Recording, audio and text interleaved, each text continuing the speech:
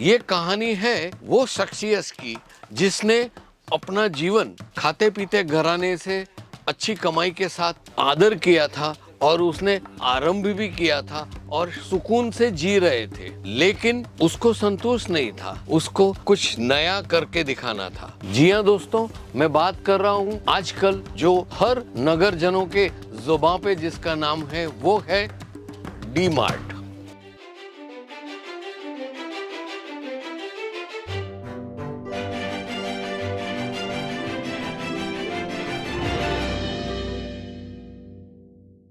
जी हाँ दोस्तों, D mart एक ऐसा डिपार्टमेंट स्टोर है जिसके बारे में हर कोई जानता है और वो क्या चीज है। संस्थापक और जो उसके शोधक है वो है मिस्टर आर.के.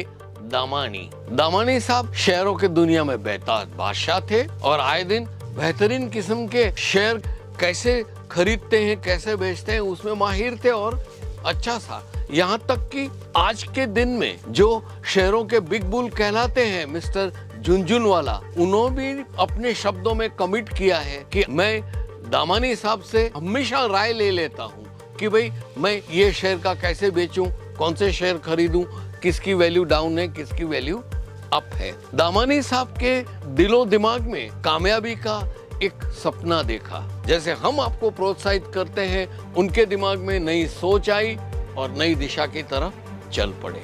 हुआ यूं कि उन्होंने सर्वे किया, पूरा उसके दिमाग में जो विचार थे उस पे उसने सर्वे किया। हर देश में, ब्रिटेन में, यूरोप में, अमेरिकन कंट्रीज में, यहाँ तक कि ऑस्ट्रेलिया, न्यूजीलैंड, सब जगह उसने सर्वे किया डिपार्टमेंटल स्टोर्स और मॉल्स का। वो हर शहर में एक कोने में जाके शांति से बैठे बैठे अपनी नजर और दिमाग खुला रख के सब देखते रहते थे कि कस्टमर्स क्या कर रहे हैं। उसने वो चाबी ढूंढ निकाली कि कस्टमर को चाहिए क्या।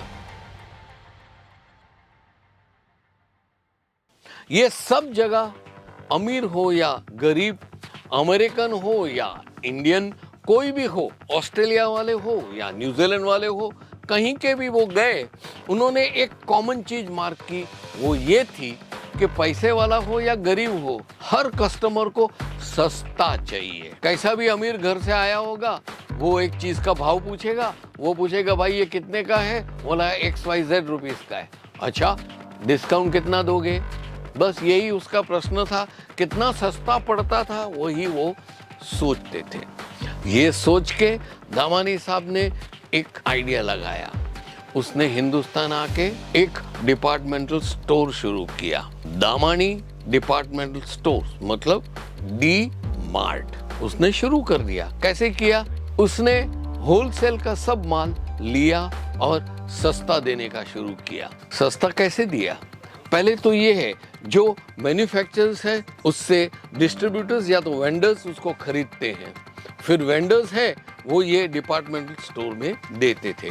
अभी वेंडर्स की हालत ये थी कि वो जब बिस्किटें खरीदते थे, 1 करोड़ के बिस्किट, ग्लूकोज बिस्किट खरीदे, तो जो मैन्युफैक्चरर है उसका एक टर्म्स था कि वो 1 करोड़ रुपया आने वाले 10 दिन में या 7 दिन में उसको दे देने का।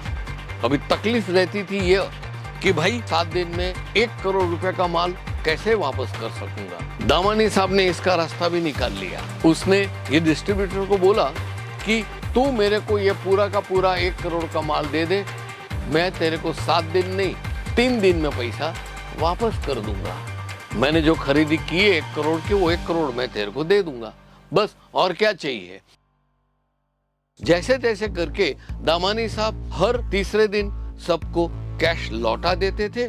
यहाँ पे वेंडर भी खुश और 10 या 7 दिन की जगह जो उत्पादक करते थे चीजें, उनको 4 दिन में पैसा, 5 दिन में पैसा मिल जाता था। बस यहीं से शुरू होती है असली मजा। वेंडर्स को एक बहुत आनंद आया कि यार हम इतना सारा माल उठाते हैं और एक ही झटके में ये ले लेते हैं। अभी दामानी साहब ने 1 करोड़ वापस देने का वादा तो किया, लेकिन एक कंडीशन पे कि वो उसे ये माल कम भाव में देगा। ये कम भाव में मिलने लगा तो जो 1 करोड़ का माल उसको 75 लाख में मिलने लगा था, जो 25 लाख है उसने अपनी कैपिटल खड़ी नहीं की, उसको उसने शेयर कर दी अपने कस्टमरों में। मतलब एक बिस्किट का भाव अगर 10 रुपया पैकेट का है रिटेल भाव, तो उसने वो कम करके 5.5 6.5 रुपए तक का कर दिया और कस्टमर को 3.5 रुपए का मुनाफा या फायदा देता था। वो 3.5 रुपए कहाँ से आ गए? वो 25 लाख जो बचे हैं ना, उसमें से उसने जमा कर लिए। इस प्रकार से अपना एक मार्केट में नाम बनाया।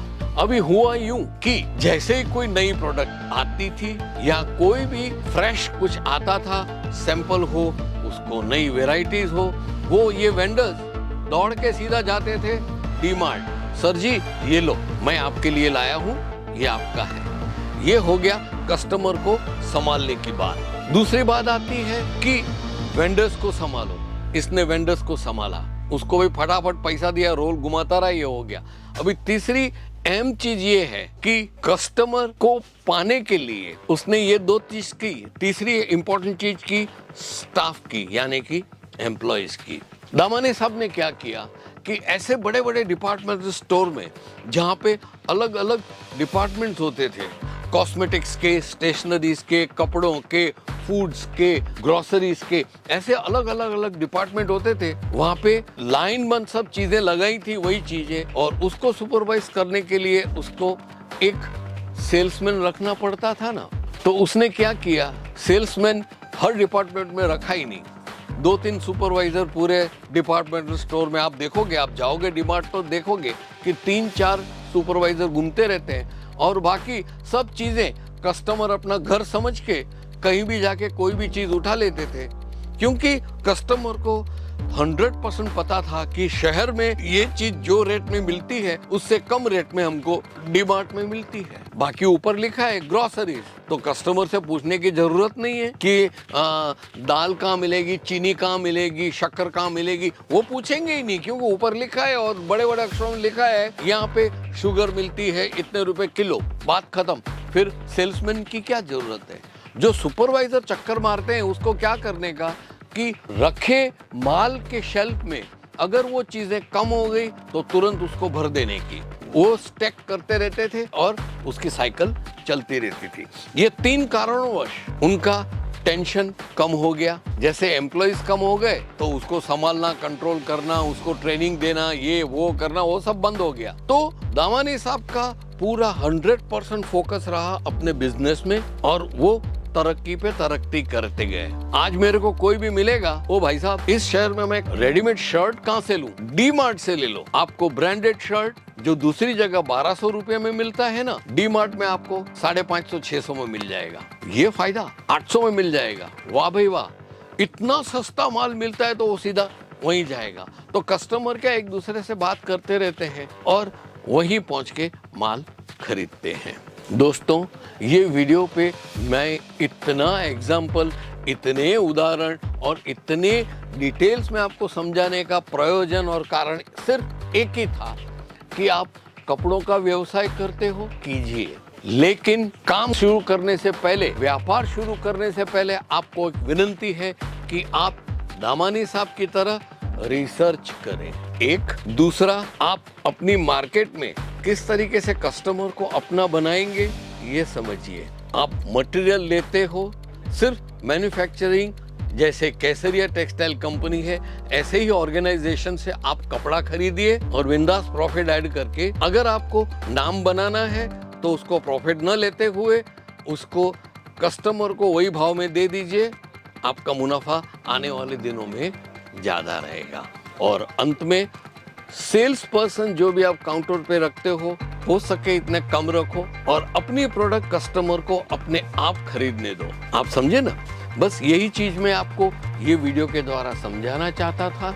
आशा है आप ये वीडियो मेरा समझे हैं और इसे बार बार देख के नोट करते हुए हम भी आने वाले दिन में नए आर के दामानी बनेंगे, ऐसी मनोकामना के साथ मैं आपसे विदाई लेता हूँ। नमस्कार।